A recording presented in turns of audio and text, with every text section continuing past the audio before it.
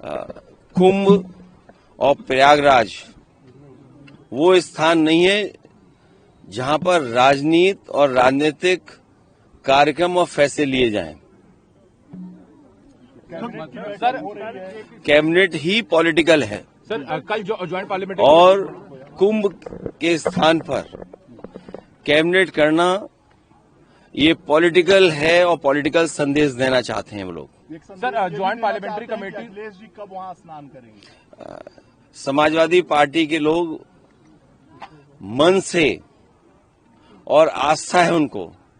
हम में से बहुत सारे लोग हैं जो गंगा स्नान कराए होंगे, उन्होंने तस्वीर भी नहीं डाली होगी, कहीं भी ना आपको बताया होगा। सर 31 को सेशन शुरू हो रहा है, उसमें वक्फ अमेंडमेंट को जो ज्वाइंट जेपीसी थी वो सामने रखेगी। कल भी लखनऊ में मीटिंग हुई है। भारतीय जनता पार्टी जहां उन्हें जमीन मिल जाए, और भारतीय जनता पार्टी को हम लोगों ने उत्तर प्रदेश में बहुत करीब से देखा है और लगातार उनके काम करने का तरीका देख रहे हैं। जिस तरीके से भारतीय जनता पार्टी सबसे बड़ी भूमाफिया बनकर के आई है, किसी जिले की आप रजिस्ट्रियां चेक कर लो, और अगर ये बात सही नहीं है तो मैं अपने पत्रकार साथियों से कहूंगा कि लखनऊ की जितनी भी रजिस्ट्रियां हुई हैं, अयोध्या जैसी धार्मिक धरती, प्रभु श्री राम की धरती, वहां की रजिस्ट्रियां चेक कर लें, गोंडा तक की चेक कर लें, सबसे ज्यादा आप भारतीय जनता पार्टी के लोगों को पाओगे ये वक्फ की जमीन को केवल कब्जा करना चाहते हैं। ये विवाद खत्म नहीं करना चाहते हैं, कोई झगड़ा नहीं खत्म करना चाहते हैं। विवाद कैसे और बढ़े, कैसे लोगों को दबाया जाए, कैसे समाज में नफरत फैले, किस तरीके से नफरत का सहारा लेके राजनीति कर सकें, उस रास्ते पे भारतीय जनता पार्टी चलती है। उसी के लिए समय समय पर वो कानून लाती है। सर आप जी कब जा रहे हैं चुनाव प्रचार करने के लिए आप? सर मिल्कीपुर का दौरा चल रहा है। बहुत जल्दी सर आज मिल्कीपुर हम सब लोग मिलकर के जीत के दिखाएंगे। सर आपने कहा था ऐतिहासिक चुनाव होगा, तो क्या कुछ ऐतिहासिक, मतलब अभी सारे बहुत बाई पोल्स हुए, ये वाला सबसे ऐतिहासिक? मिल्कीपुर का इकलौता चुनाव है। भारतीय जनता पार्टी ने अपनी पुलिस आगे कर दी है, एसओ सीओ को निर्देश दे दिए हैं, डीएम एसपी पूरा इशारे पे लखनऊ के चल रहे हैं। वहां की आम जनता कह रही है, आम लोग, और आप भी जब गए होंगे, आपके सहयोगी गए होंगे, तो वो यही कह रही है जनता कि निष्पक्ष चुनाव होगा तो ऐतिहासिक जीत समाजवादी पार्टी की होने जा रही है। वो बचाना चाहते हैं बेईमानी से, जो उन्होंने बेईमानी बाई इलेक्शन में देखी। कहीं ये सोच सकते हैं कि लोकतंत्र में पुलिस को आगे करके वोट डलवा दें?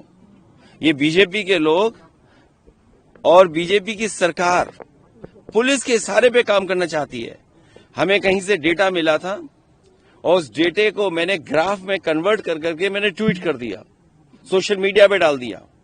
वहां के लोगों ने जवाब दिया, लेकिन उसके बाद जब दूसरा डेटा भी मैंने डाला, उसके बाद लगा कि वहां के अधिकारी, पदाधिकारी और सरकार के लोगों को सांप सूंघ गया। ये जो संस्कृति पैदा की जा रही है डेमोक्रेसी में, अधिकारियों के माध्यम से वोट डलवाने की, ये परंपरा गलत है। कल को दूसरी सरकार आएगी और अगर इसी रास्ते पे चलेगी तो मुझे लगता है कि बहुत सारे इनके नेता वोट भी डालने नहीं जाएंगे। सर केंद्र सरकार पे आरोप लग रहा है कि प्लेसेस ऑफ वर्शिप एक्ट पे वो जान के रिप्लाई फाइल नहीं कर रहे सुप्रीम कोर्ट पे, ताकि हियरिंग डिले हो सके।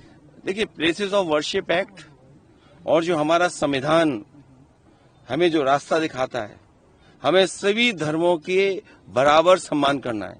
पंथ निरपेक्ष, सोशलिस्ट, ये देश तभी है जब हम सब धर्मों का सम्मान करें, और यही हमारे संविधान की मंशा है कि हम सब धर्मों को सम्मान करें। लेकिन भारतीय जनता पार्टी कुछ न कुछ ऐसा काम समय समय पे करती है जिससे समाज में नफरत फैले, क्योंकि उन्हें बेरोजगारी पे चर्चा नहीं करनी, महंगाई पे चर्चा नहीं करनी, जो दुनिया में हमारे देश की बदनामी हो रही है उस पर चर्चा नहीं करनी, जो आर्थिक स्थिति आज है, आपका रुपया कहां पहुंच जा रहा है, बड़े पैमाने पे बेरोजगारी है, उस पर वो चर्चा नहीं करना चाहते हैं। और इन पर तो कोई ठोस बड़ा काम भी नहीं है जो दिखा सकें और जनता को बता सकें कि हाँ, ये उनकी सरकार में काम हुआ है, जिसकी वजह से जीवन में बदलाव आया है लोगों के। सर चरम पर है, आप कब जाएंगे, क्या होने वाला है? दिल्ली में हमारा समर्थन आपको है, इसका मतलब ये मत निकालिए कि हम कांग्रेस के विरोध में हैं। सब बीजेपी लगा इंडिया गठबंधन उसी के साथ खड़ा है जो भारतीय जनता पार्टी को हरा रहा है। सर, भाजपा के लोग पहले बाबा साहब का अपमान किए, फिर उन्हीं से जुड़े हुए लोग पीडीए के जितने भी महापुरुष हैं उनका अपमान कर रहे हैं, नेताजी से लेकर तभी बाबा साहब तक सबका अपमान जिस तरीके से हो रहा है देश में, इसको आप कैसे देख रहे हैं? जिसकी जैसी संगत होती है उसके वैसे विचार निकलते हैं। ये उनके अंदर के विचार निकल रहे हैं। सोचिए उनके सगे साथी और कैबिनेट के लोग कैसे होंगे। एक तो कैबिनेट जो कुंभ में बैठ रही है, एक दूसरी कैबिनेट भी है जो आप लोग जानते हैं, उसी के ये साथी लोग हैं। सर, आज वाइस प्रेसिडेंट का एक सेशन था, उन्होंने यूनिफॉर्म सिविल कोड और इमिग्रेशन पे कहा कि जिस तरह से इमिग्रेंट बढ़ रहे हैं और यूनिफॉर्म सिविल कोड अभी जैसे उत्तराखंड में लागू हो रहा है तो बाकी पूरे देश में होना चाहिए, संविधान में इसका प्रावधान दिया हुआ है, धनखड़ जी ने कहा। देखिए, उन बातों पे चर्चा नहीं करनी चाहिए। अभी अमेरिका ने जो फैसला लिया है कि जन्म से आपको नागरिकता नहीं मिलेगी, तो सोचिए कितने भारतीयों को वापस आना पड़ेगा जो पीढ़ी दर पीढ़ी वहां रहते रहे हैं। अगर कहीं ऐसा फैसला हो गया कि अमेरिका में रहने वाले भारतीय वापस आएंगे तो ये सरकार क्या करेगी, उसमें क्या कर रही है सरकार? ये बड़ा सवाल है जो आने वाले समय में बहस का मुद्दा बनेगा। इसलिए जो देश के सवाल हैं, असली सवाल है किसान की आय दोगुनी क्यों नहीं हुई, बेरोजगारों को रोजगार मिला कि नहीं मिला, जो फौज में भर्ती हो रही है आधी अधूरी नौकरी वाली, समाजवादी लोग कभी स्वीकार नहीं कर सकते। तो ये तमाम सवाल हैं जिन पर कोई चर्चा नहीं कर रहे हैं। और सबसे बड़ा सवाल तो उत्तर प्रदेश में आया कि भ्रष्टाचार चरम सीमा पर है।